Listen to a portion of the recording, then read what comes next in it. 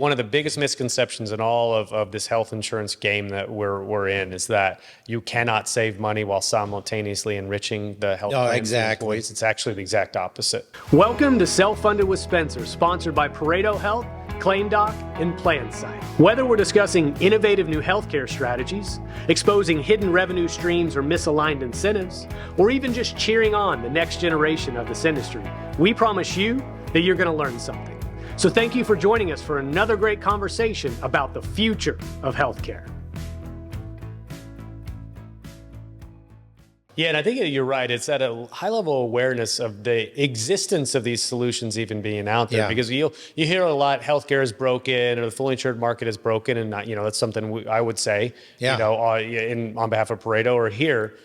But you don't realize that it's broken, but that doesn't mean the tools to fix it aren't already there, right? There's this presumption if it's broken, then we have nothing we can do. No, the reality is that not enough people have that level of awareness, which you're describing is the tools are already out there. Yep. The people that know what to do with those tools are out there. They're doing it the right way. Oh, by the way, they're doing it in a way that everybody, with the incentives are aligned properly so everybody actually benefits from the relationship. And they're not siphoning money out of it instead. And so creating that awareness, you were talking about marketing a moment ago, but how does marketing play into ensuring your average business owner is now aware that these things exist? Well, this just popped into my head right now, but marketing became a big thing to me. I don't know if you know who Patrick Bet-David is with Value. Oh, yeah. So I basically bought into one of his masterminds. It was a low level thing. It was $500. Okay. But he had hundreds of people on there, and I happened to be one of the ones that happened to ask a question. Okay. I had my book, Health Insurance Sucks, because it does. Yeah.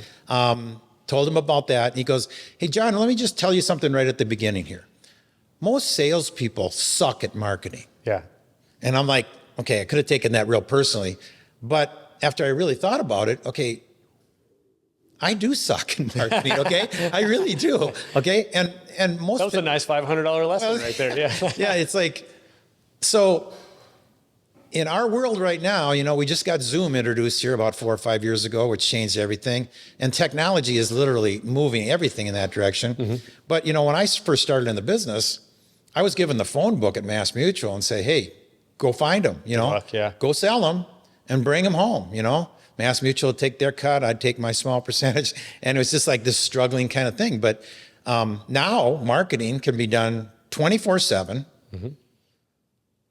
what they call evergreen in the technology business now. It's basically something running 24/7. Oh, yeah. So if you, in fact, build a system, which that's kind of I talked about at the end of my book, I say goals are for losers. Systems are what really makes a difference. But it's maybe a laugh line. But it is systems that, because if I was a sales guy way back when and they just threw me into the system, but the marketing was done for me and they just dropped the new leads into my world, and I had the ability to just sell and not worry about marketing, oh my God, that would have been a massive thing for me. But it's shocking to me. Even the brokers and the big brokerage firms are not building a marketing system. So, I just told you I had a call this morning with somebody that's right. He's like, we're like $100 million shop or something like that. And he's like, we just now built a marketing department. You get pretty comfortable in this business if you've done well.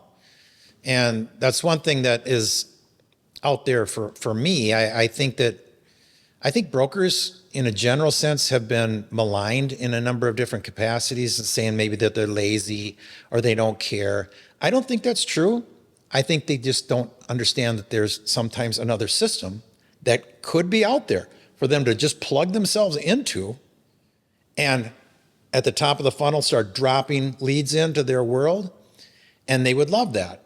Yep. But, it's like anybody, if they, all of a sudden you're making $10 million a year, I'm not really interested in marketing anymore. In any business, they'd probably be sitting back and saying, I'm going to enjoy the fruits of this, golf and whatever I want. Yeah, especially if it is something like this that can be treated as a lifestyle business, right? You get a decent block of business, have an account manager or two, you hit a certain income level that you're like, I'm happy here. I don't need to push much further than that, where then the additional revenue ends up becoming a problem because you got to hire more people to solve for it. So there are some folks, and I don't blame them, that stay in that nice pocket and they're happy staying there, right? And there's totally their prerogative to do so. Well, I think, and we talked about this too, it's, You can say that brokers are lazy, or you can say that they're smart. Because this business, if you think about it, a broker in the employee benefits business, well, there's a number of different pieces of this. There's the health insurance, there's the dental, there's the life insurance, there's the disability, there's maybe ancillary benefits and voluntary benefits. Okay, so that takes a lot to coordinate all of those things together on behalf of your employer client, right? But the actual business structure of it is that if you got a Blue Cross card in your hand and you're one of the employees of that company, who are you going to call? You're not going to call the broker. You're going to call Blue Cross Blue Shield.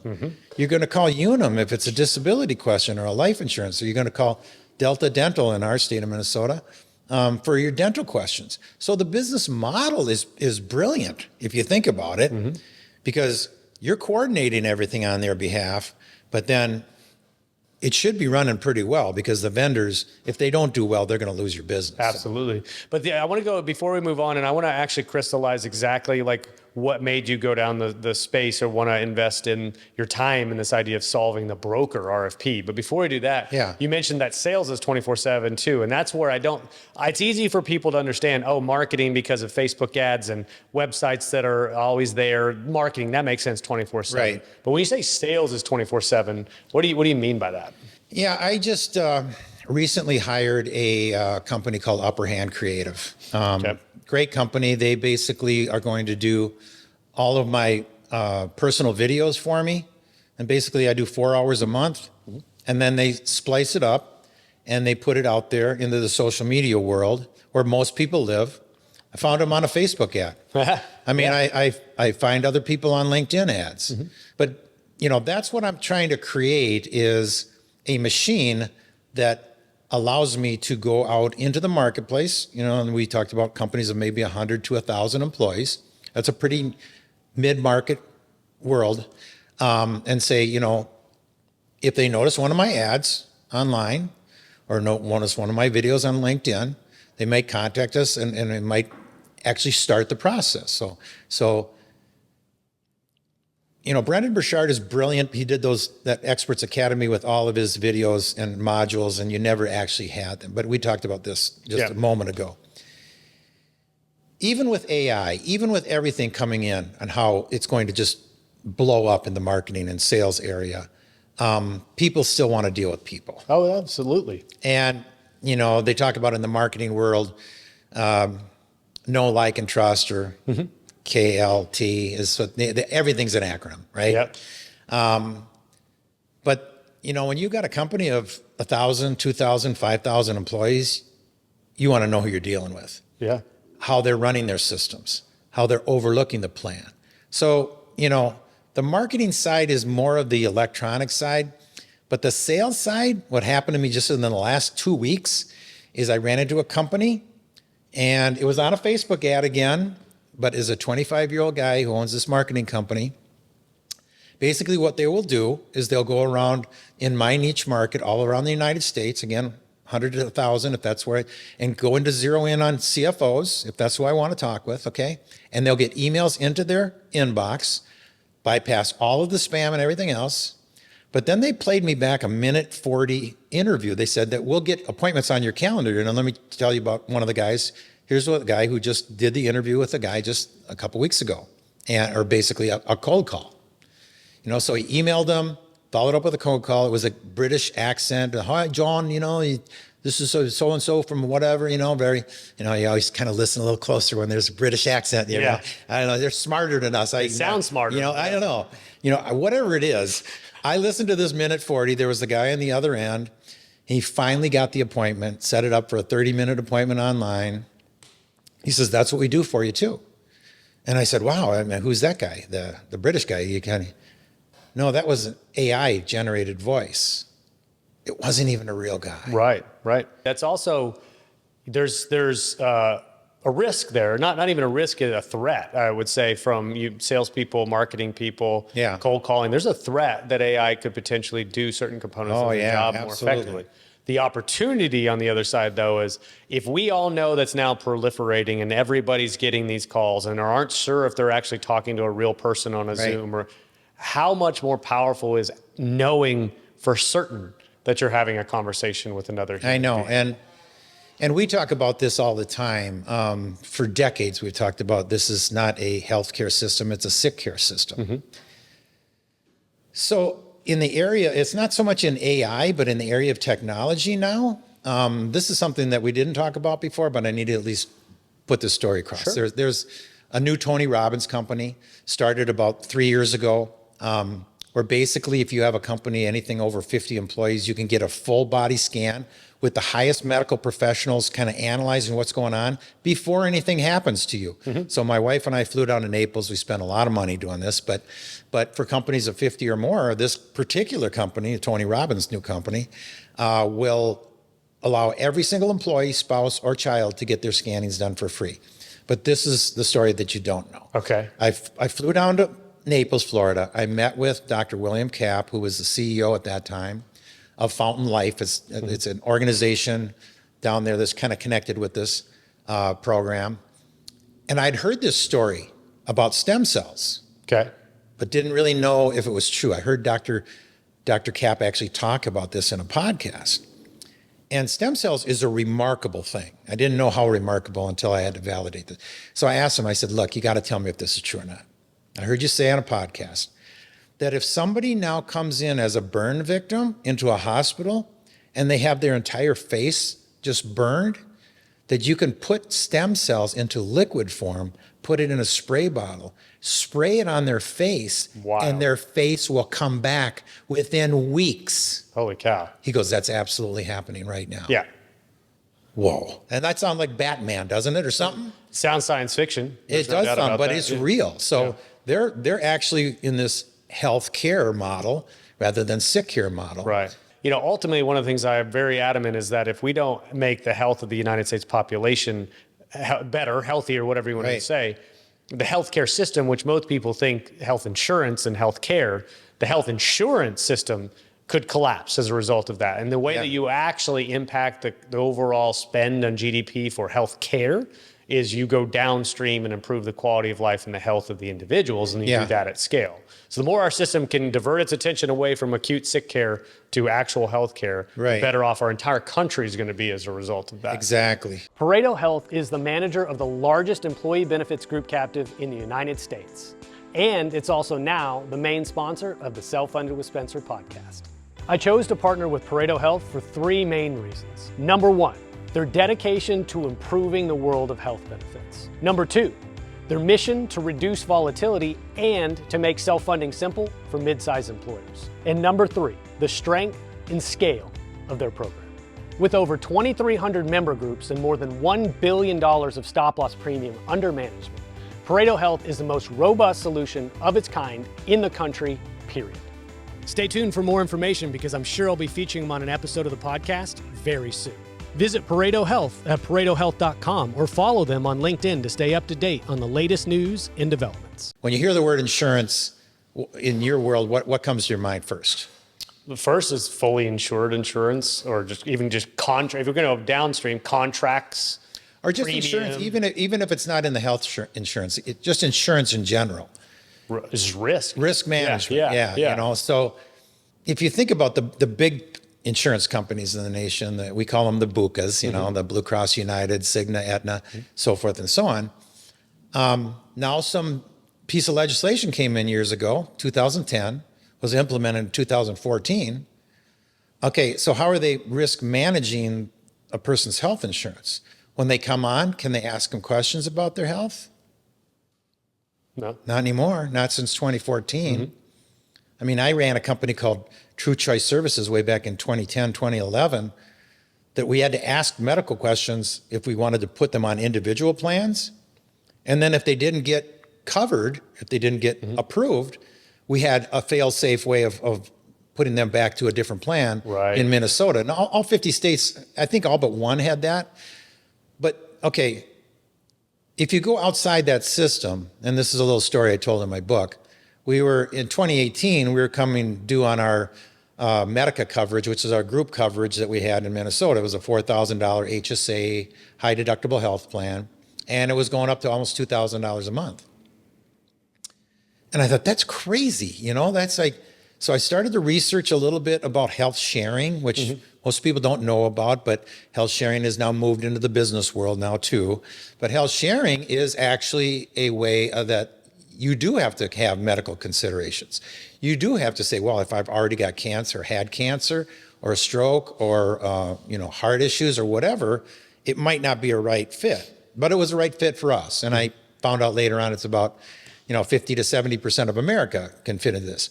Well, my current plan was Medica was $4,000 deductible. Out of pocket max was $8,000. Okay. This one was a health sharing plan, which was a $500 out of pocket maximum for $389 a month. Mm-hmm. Mm-hmm. Okay, so right out of the gate, that's at least $1,600 a month in savings, which we stayed with that health sharing program all the way up to when we got to Medicare age, which we won't talk about. But it's just like I hit that age and it's like, how did that happen? But so we saved about $106,000 in just premium. They can't call it premium in the health sharing world. What do they call it? They call it basically it's a monthly contribution. Okay. And because it is the notion of deductible, sharing, right?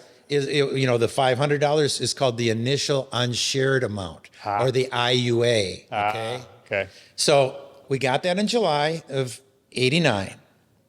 On Christmas Eve night at 11 o'clock at night, my wife was laying on the couch. She had, I think it was her left arm, was just like bothering her.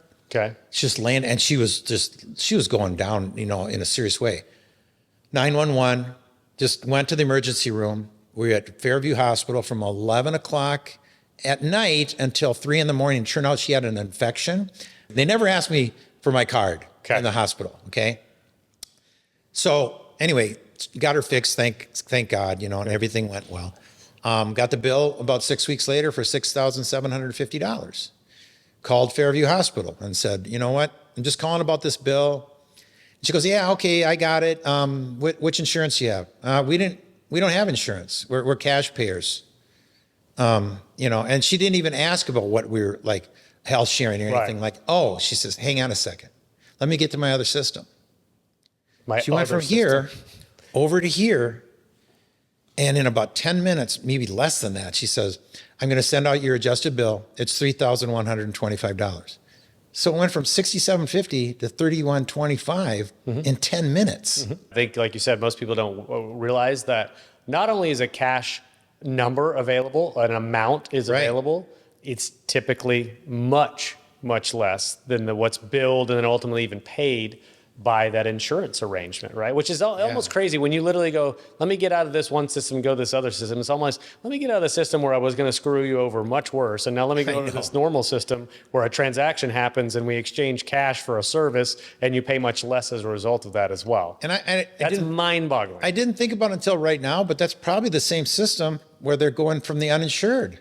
But that's because she was likely treating you as an uninsured since you didn't even bring up the health sharing at that point, right? And in our world, technology is just advancing like leaps and bounds right now. Right. It's not just AI, it's in other areas.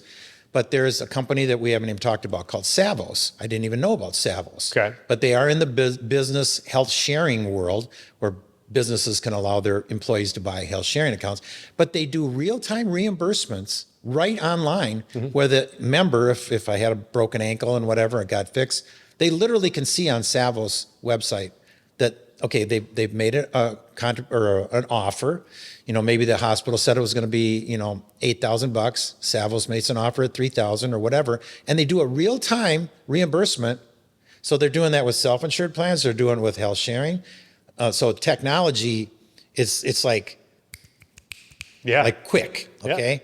Yeah. Well, it's the world is moving fast, man. Yeah. And I certainly get a lot of stuff inbound of folks that want to talk about what they're doing, and I'm excited to a degree, but then you get to a point where it's almost noise at some point, right? There's just too many things to keep track of, and so you also let some of those things also play out because a lot of them may not exist in 2 years, right? It's just you get a lot of money on a great idea, and then you have to deliver eventually on that idea, and not all of them do, Well, I had somebody tell me, this is about, 4 or 5 years ago, John, I think you got shiny object syndrome. we just talked about it at our Pareto event the other day. Yeah. But you know what? I would caution against that if you're in our space, because there's things that are happening so quickly that all of a sudden, and we get sold stuff from every single angle. It all sounds like nonsense to you.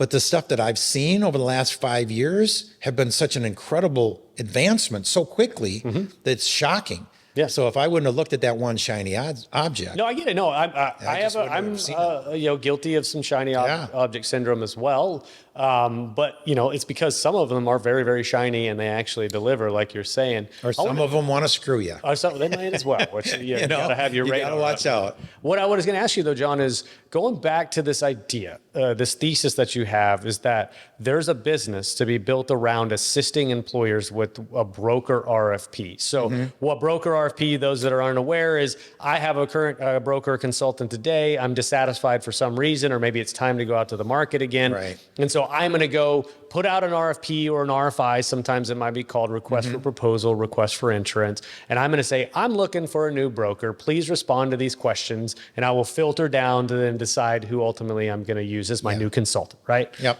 What is it about that process that you saw as inefficient or perhaps as an opportunity to solve a problem? Well, this is actually enlisting the assistance of a lot of other people. But, again, if you're going out on an RFP and you're an HR team leader and you're just going out there randomly, what questions should you be asking about? Okay. Some pretty big questions and things that have happened just recently. What are you doing in the area of what they call the CAA, another acronym, but the Consolidated Appropriations Act. Right.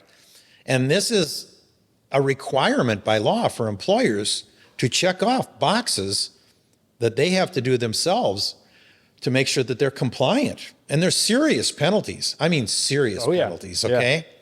So, putting the questions into the RFP, I literally have an RFP system that I bought into myself, and I help with the help of some of my colleagues.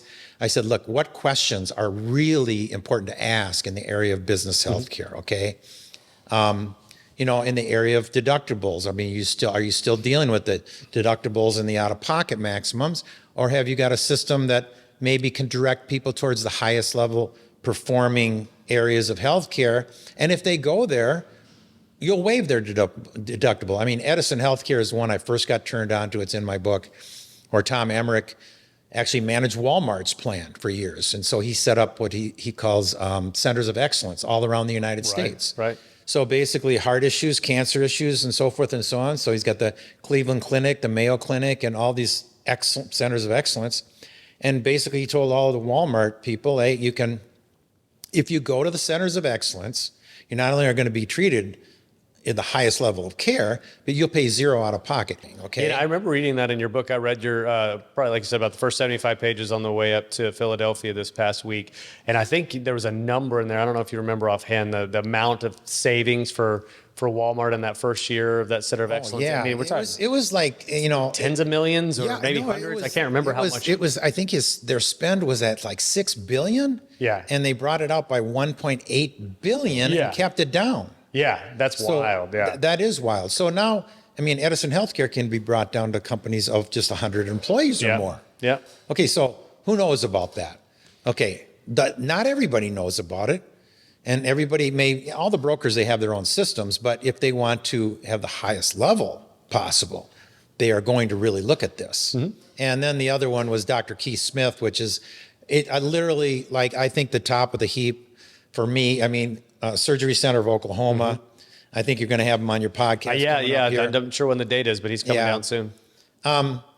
So there's a outpatient surgery, prices on their menu, like in drop-down menus, and haven't raised their prices once in 23 years and have dropped them 3 times. Wow. Who's ever done that? Yeah. Okay. So you can have your employee, a company of mine in Minnesota, if they need a knee replacement, have them flown down to Surgery Center of Oklahoma, pay for their rooms, pay for their flights, have them flown there and back. And instead of having a knee replacement done for 60, 80, or maybe 120,000 in all the facilities under the PPO design that we love so much, that there's just no cap on these, it's $18,000. Right. And that's all in with the anesthesiologist and everything. PlanSight is a complete game changer in the world of insurance brokering. As a broker, you know how time-consuming and error-prone the traditional RFP process can be. But what if I told you there's a better way? PlanSight is the only end-to-end RFP solution on the market made specifically for benefits agencies. It's like having a superpower that gets you an average of 8 to 10 hours back per employer renewal per year. And the best part, PlanSight supports all carriers, all funding types, and all group sizes for over 20 different benefits. If you're ready to make your RFP process faster, more efficient, and more profitable, it's time to call PlanSight. Visit plansight.com now to book a free demo and discover the future of insurance renewals. So in essence, this is kind of like where we want to bring this to the marketplace quickly, okay? We want to get employers that are qualified in the areas of, their employee size and so forth. Yeah. And that's where it gets a little bit more nuanced. Well, that's why I think I'd like the intelligence that you're bringing there, because let's say I'm, an employer that has 100 lives and I'm in Minnesota as an example. Right. I don't know necessarily who to go to. I might Google who are other brokers. I might ask somebody around who's your broker. But you're not necessarily intentional about like who you go to based on your own criteria set. So if I'm a 100 life employer, I'm currently fully insured, I'm frustrated about my renewals over and over again. Just because I select, an alphabet house over here doesn't mean they specialize in what I particularly want or need. So what you're doing is doing some of that triaging and adding intelligence to that decision-making process to say, hey, you're in this segment, you've answered or responded to these questions. Based on those results, we believe these options actually will be the best. And so that's a different level of intentionality that directs that choice. There's all sorts of bias and confirmation bias and geography bias. And if I'm just a buyer, a human being, I'm influenced by so many other things other than what's best perhaps for my business. Yeah, and sometimes it's just easier to break it down to like the simplest of explanations. So if you are that 100-person company and your budget on your healthcare and your fully insured product is 1.2 million, if I bring in the people on my RFP, not only am I asking what I think are the right questions to try to pull out of you exactly what is important to you. Right. I've got an acronym that I follow it's GARCM. It's goals, audience, roles, capabilities, and measurements, okay? But most people don't even know what the goal is, okay? Because they don't know enough to where they can say, I'm spending 1.2 million, it just went up 15%. Okay, there's nothing I can do about this. Well, I bring in, on my RFP, not only do I ask the right questions, but I involve them. I mean, in between, the goals and the measurements are the audience. Who's the audience? It's not just your employees. It's your HR team. It's your CFO. Do you have engagement with your CFO? Most likely not. What role? What capabilities? And ultimately, what measurements are going to? So if I do that, it's like an involved RFP. It's like you need to bring out of you what you want. You want less systems for your HR? So most of the gals, but they do a ton of stuff, okay? What if you could take that and offload that? Yeah. Okay, well, that's a big thing. All of a sudden, the roles and the capabilities affects not just the numbers, but if I came in and at 1.2 million, I'd said I could bring it down to 400, down 400,000, down to 800,000, and I'll guarantee it. You hire me for, 10% of that for 40 grand. If I don't deliver, you get my 40 grand back. Right. But I will bring them in. And once you sign that letter of engagement and you pay me that upfront money, it's Zoom call. Okay. Now you got to fit in with, like which of these are right for you. Again, Pareto might be right for you with a certain broker that is within that system. Right. Seth's, partner and, that type of organization. They do it all the time. That's what they do. So it's hard to find the people that are doing all these things consistently. But when you bring in these people, what they don't understand is that the other promise that I make is I put a zero deductible on every proposal. How they do that with these warriors out there, that's their business. It's my business to get them in front of these people. Right. But to save 400,000 and have a zero deductible, that sounds impossible. Yeah, most people don't believe that's even possible. Well, I wouldn't believe it either. Yeah. I'm not even saying I disagree with you, but most people on the surface would go, no way. I would. There's people selling me all kinds of crap. Yeah. And it is one of the biggest misconceptions in all of this health insurance game that we're in is that you cannot save money while simultaneously enriching the health plans of exactly. employees. It's actually the exact opposite. And so most people have been trained to think, well, my only lever to pull, especially I'm fully insured, is I got to make my plan a little bit worse so I can offset the cost increases. Or I've got to move, from Blue Cross to Aetna as an example and disrupt the plan. That's the only way I can save money is by chasing a rate, and the employees will just have to deal with it, right? It's unfortunately the way the whole industry has gotten people to focus this particular it's like direction. the blinders on secretariats, whatever. But it's like, we did talk about this too at breakfast. It's like, ultimately, I'm a fan of employees, but their boss pays them a salary. Okay, if you gotta get to the employer first and say, hey, how can you do this differently? Then it's up to that employer whether or not they are going to want to bring this stuff to the employees, make their plan better, lower their prices, but are they going to also lower their premium? So there's different segments of the healthcare business that are they're segmented out because of the Affordable the Affordable Care Act. Okay, companies that are under 50 in size, they are free to do whatever they want. If you're over 50, you've got to deal with the penalties that the Affordable Care Act will give you if you don't do something right. Okay, which can be substantial. Okay, but there's one thing that struck me in the under 50 marketplace that was just dramatic. This is 2 years ago. Had a company from Blooming Prairie, Minnesota. The guy read my book. He gave it to a CFO, and I did an analysis. And he says, you talk about this cafeteria plan, which is my small employer solution in my book. Can you do an analysis on that? Okay. And they had these 40 employees. It was a Blue Cross plan. It was about a $3,000 deductible and $28,000 a month. So, whatever that is, almost 400,000, 350 to 400,000. So I said, well, what if they all bought their own Blue Cross insurance down there in Blooming Prairie in Minnesota? So I went to the individual marketplace.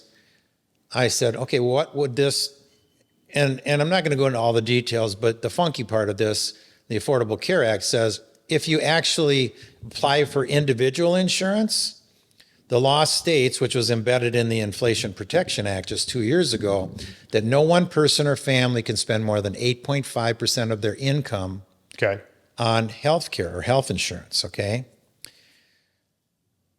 So the entire company was going to save, it was going to go from $28,000 a month down to almost $18,000, a $10,000 a month savings. Wow. If they just did the Blue Cross plan the way, on a retail basis. But if they would get the subsidies or get that discount through the exchanges, it brought it down to about $12,000 a month. Okay. But there was one guy on there, and they haven't actually done the cafeteria plan yet, okay?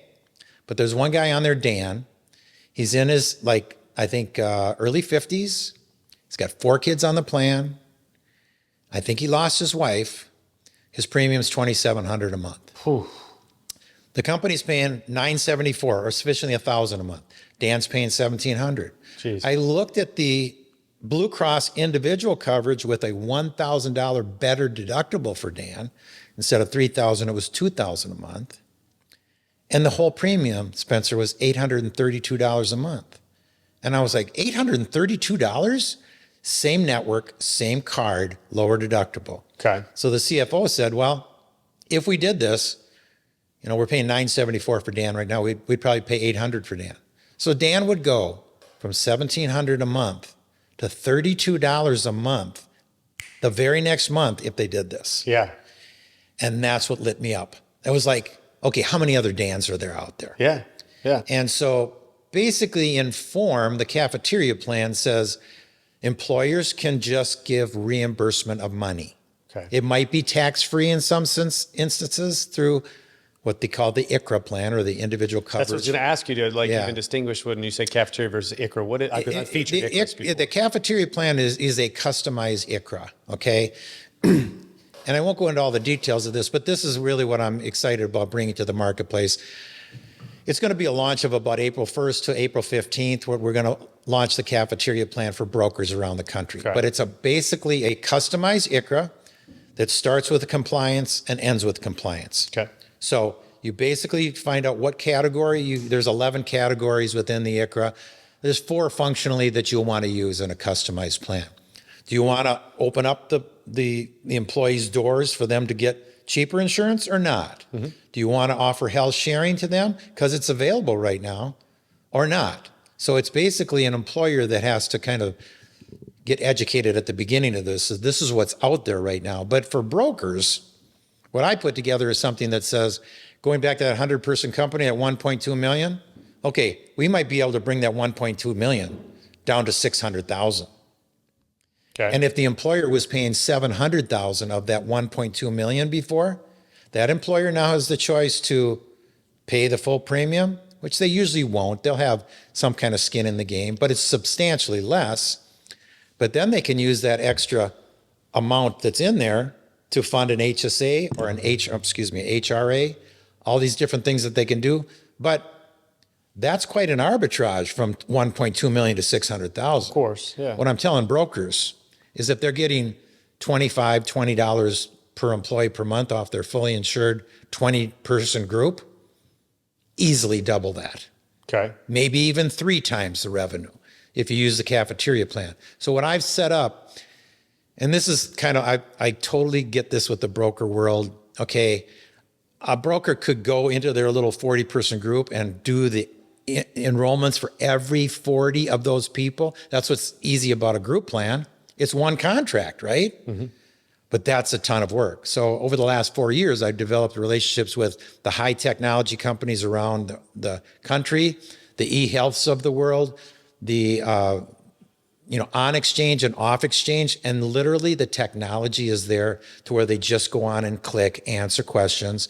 One of the companies that's in the health sharing space now just connected their technology with the IRS records.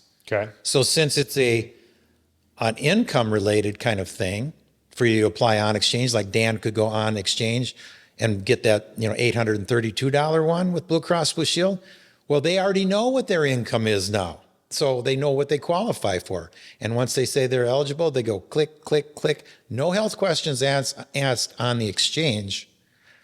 But there's that other element, that health sharing thing that's sitting over here. Again, an employer can say, look, I'm just going to offer retail prices for health insurance and health sharing. They decide. Mm-hmm. But Spencer, keep me the hell out of it, okay? I am going to choose a reimbursement rate of 75%, 80, 90% or whatever. But at the end of the day, this is what I want to have employees say. Right. And this is what I want to have an employee say when they're working. If I flipped your plan to a cafeteria plan, we used to have $4,000 deductibles and I was eight grand maxes. You know what our plan is now? Believe it or not, we spend $17 a month, me and my wife, on our plan. And you know what? When we go into the doctors, we don't pay squat. Right. There's a card that my employer gave me that I just swipe. And I don't know if I'm going to leave that employer, because really, if you think about this, we're trying to attract and retain. That's been the buzzword forever. Oh my God, yeah. But you know what? If it's my company, I want my employees to say that. Of course I want to take care of them. Yeah. Now, so what are some of the limitations of these plans? Because anything that sounds like it might be a panacea or solve all the problems and save money, it's not. There's constraints. So what are some of the ones that would apply here? That's a great question because, one of my heroes that's mentioned in my book is Thomas Sowell. Oh, I know Thomas Sowell. Yeah, Tom Sowell has a phrase, there's no solutions, there's only trade-offs. Trade-offs, yep. Okay? So, like if I walked into a small company or a broker walked into a small company and said, you know what, we're going to offer health sharing. What the hell is that? You can imagine the kind of okay, so you need a good 90 days lead time to educate them. So you take a month, educate them on health sharing. I've got a health sharing team, okay, that does this, right? But, you want to kind of get outside the system and say, how does this actually work for my employees so that they completely understand it? But they can choose. The one thing that the cafeteria plan or the ICHRA actually does solve is it disconnects the employers from the risk management. Yeah. Okay. So if I'm making money through selling my widgets, it comes in here. At least the least thing I have with an ICHRA cafeteria plan model, however you do it, is I know my budget will never go up again. So the crazy thing about the Affordable Care Act is there are some good things that happen from that. So if I'm Dan and he was making $90,000 a year, I won't say his last name, I won't say the company name, but he's making $90,000 a year. $832 is his premium with Blue Cross, right? Well, what happens next year when Dan has bad claims with him and his 4 kids?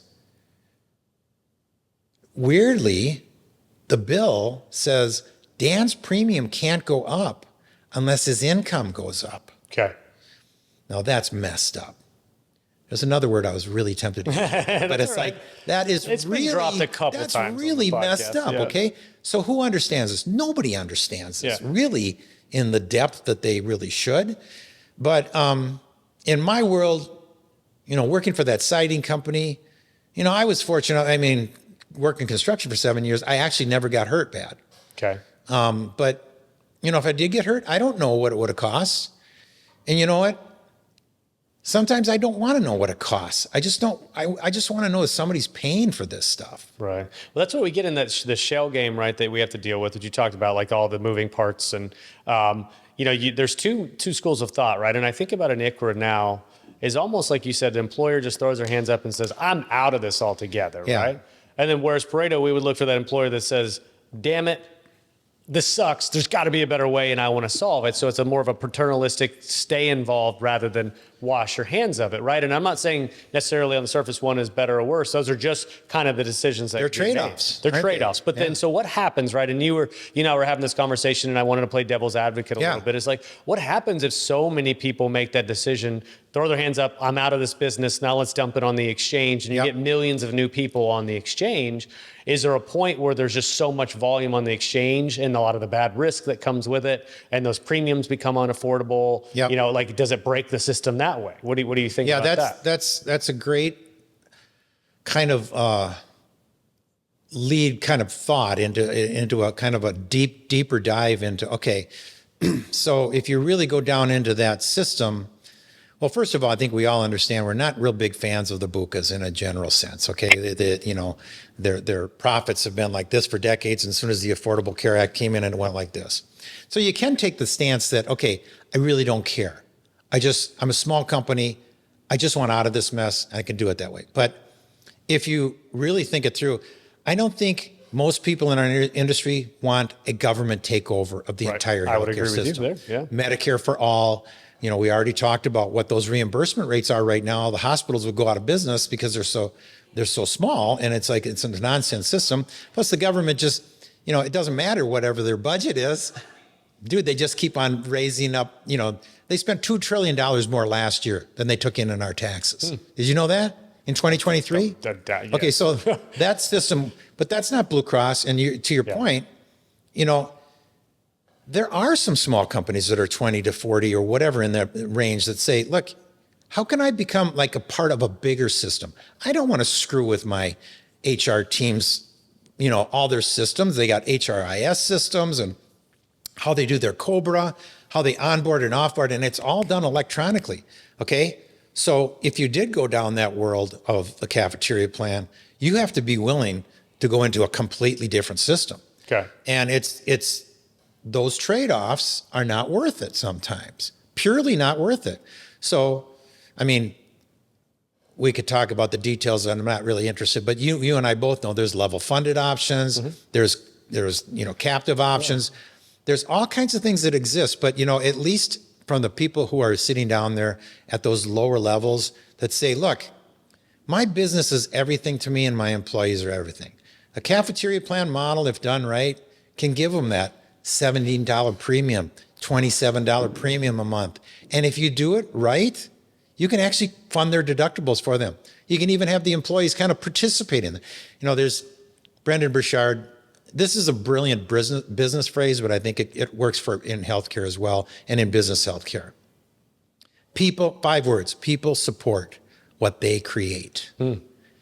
If you help them create this thing inside of a cafeteria plan design, they understand it, they know they have choice.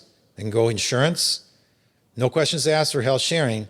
But if you help them design it, they actually will fight for it. Okay. If the employer says they're going to take that away from them.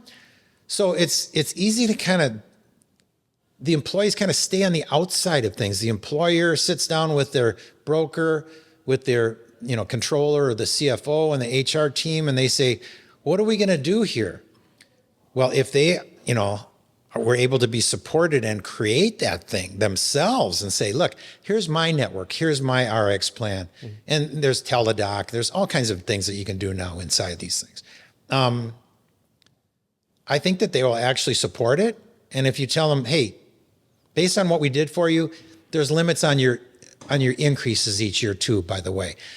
Not going to tell you how or why, but when you see that bill at the end of the year, Dan, it ain't going to 850. It's going to stay at 832 unless your boss gives you a raise. I still can't believe I'm even saying that. Okay, that's so much nonsense. That's when I was saying like how much gets dumped into the system of the pressure. It's not so much, am I concerned if United Health Group's going to make a little less money? Not really. And that's not even in my thought process because we know how much money they're already making.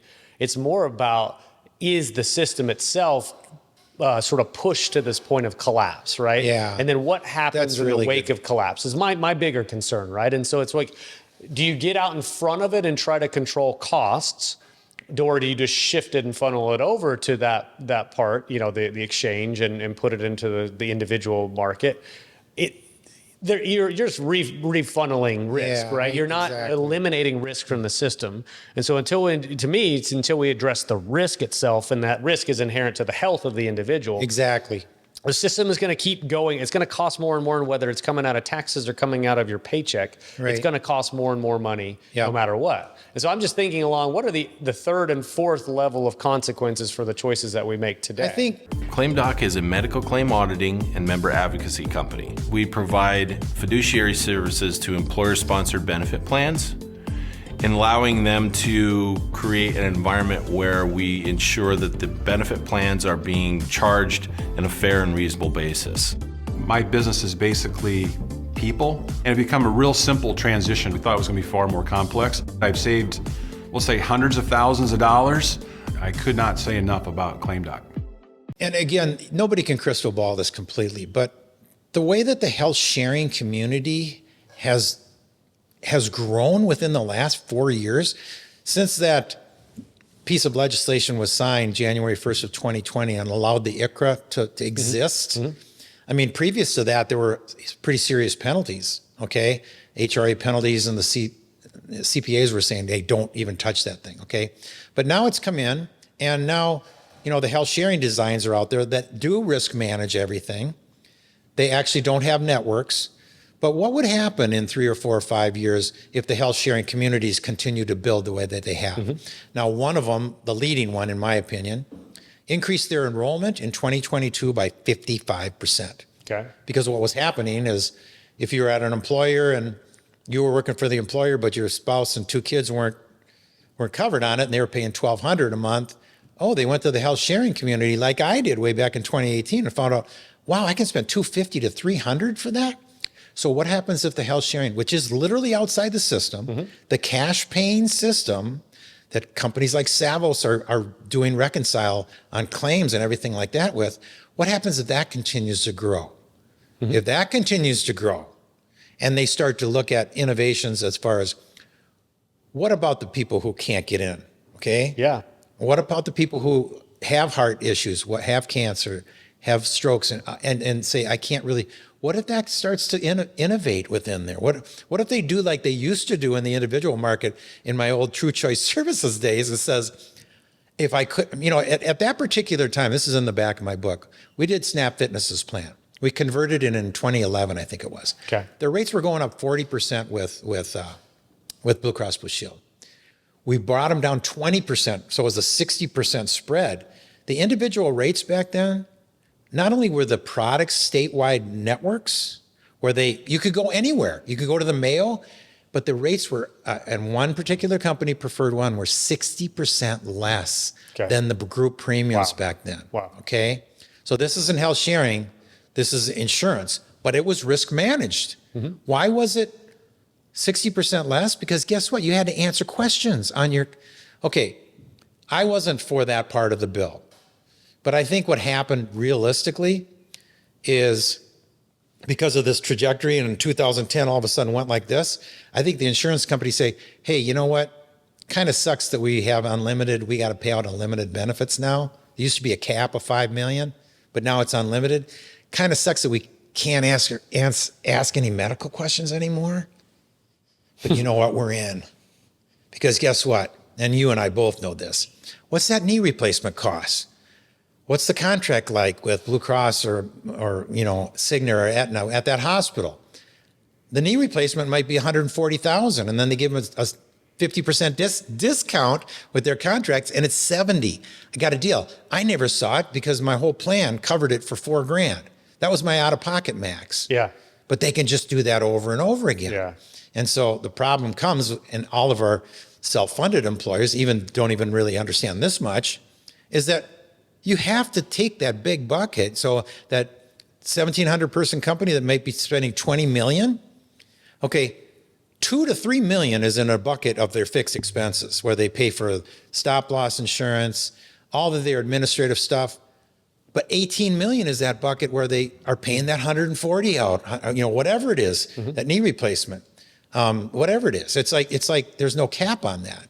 Yeah. That's the bucket. That's what, David, Paul, Dan, Scott, that's what my warriors are doing every single day, is saying, we need to look at that bucket. Yeah. And they're brilliant at it. That's the bucket that we talk about a lot. I'll demonstrate the differences in a fixed cost, fully insured plan and show that everything's baked into the dollar that they're paying in. Yeah. And you break that apart and show the percentages that are typically allocated to the claims bucket, the administration bucket, and the premium bucket and taxes.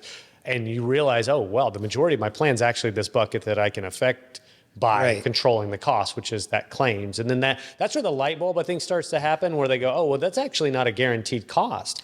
If I manage it well, that's actually going to be significantly less than I have budgeted as a result. That's where self-insurance sort of lifts that hood up and lets you know, oh, that's where my opportunity actually lives as well. And John, I'll say this just to make sure, because we'll have to keep on track towards the end, but I know you had a thought there, but ultimately I want to end with some of your kind of vantage point of the future. You've been in this business for a while now. It's like, what do you think healthcare ultimately is going to? But comment on what I was talking about on the claims piece real quick before we do that. Yeah, I think that there's two schools of thought in business. One is like, hey, just get me out of this, okay? I'm trying to think of the name of the company. Is it Imagine 360? Does that sound familiar to you? I've heard of them. I'm not sure what you're thinking. Yeah. Steve, he spoke at the conference a couple of years ago in Miami. I mean, he talks self-funded, and he was the founder of the company. Apologize, Steve, I can't remember your last name right now. But he talked about all the things that we were talking about, okay? And I think it was like one of David's clients was there too. And, and he got all the way to the end, all the way to the very end. And he says, somebody asked him, so what do you think is going to happen? He goes, you know what? I've been in this a long time. I don't think employers want to be involved in this. Hate to say it, but that's the way I feel. Yeah. Wow.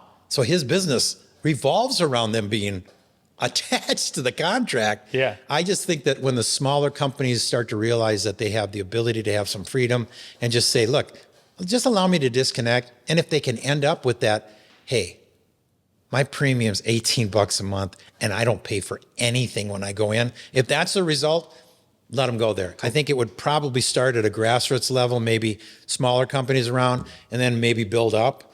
But we're going to have to deal with that claim stuff, okay? Yeah. And you better have some real superheroes to bring in on that RFP. And if you don't know who they are, that's why. Well, so let's close it out, John, and with your thoughts here. We've talked a lot about kind of where the system was. Yep. What it looks like today, the options that are being presented to groups today. But if you were to look in, forward 5 years and say, what does the system look like then and what's actually impactful? What do you think that is? Zero deductible is here to stay. Okay.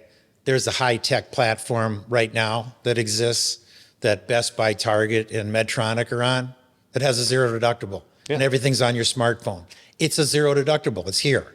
They're bringing that down to lower numbers of You're employees. saying that making employees pay high deductibles actually might not be the best thing? Yeah, I was really a fan of HSAs Yeah. when I first came in, and then I realized, I think a lot of people were. oh, and you know what? When you can afford to put money into Yeah. the HSA, great, right?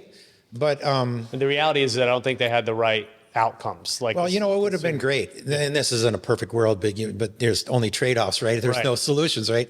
The wonderful thing would have been if we could have saved the company that much money, a dramatic amount of money, and the employer was the one that dropped the money into the HSAs, Right. they would have all loved it. Yeah. But I put in HSAs for my groups, my small groups. They couldn't afford to do that crap. That's just it. Well, that's what the other side of that is, that this dispelling the notion that no deductible is actually going to cost your plan a lot more money as a result. So why Yeah. do you think $0 deductibles are here and they're the future as well? Well, I think that it's a matter of marketing. It really comes down to marketing, because there's people who know how to do this, like consistently can do it. Okay. Mm-hmm. I mean, we already talked about my one guy. There's no networks on any of his plans. That just sounds like too otherworldly. How could he possibly do that? Well, there aren't any. You can go anywhere in the world. And he doesn't deliver a zero deductible.